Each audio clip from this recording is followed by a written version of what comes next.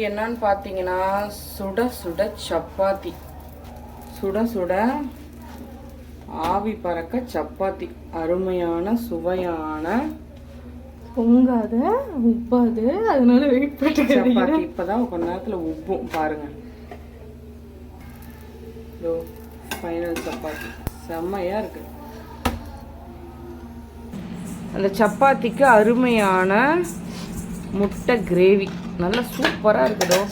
இந்த சப்பாத்திக்கு அப்படியே இந்த முட்டை கிரேவியை சாப்பிட்டோம்னா, தொட்டு சாப்பிட்டோம்னா, அதோ முட்டை உடச்சி ஊற்றிருக்காங்க, முட்டை வந்து வேக வச்சோம், நல்லா நிறையா சூப்பராக அருமையாக இருக்குது. அப்புறம் இதுக்கு வந்து தரங்க, விசில் அடங்கிடுச்சா, தரங்க. இதுக்கு வந்து சுட சுட சாதம், சாதத்துக்கும் சாப்பிட்டுக்கலாம், சப்பாத்திக்கும் சாப்பிட்டுக்கலாம். ஓகே, வாங்க சாப்பிடலாம்.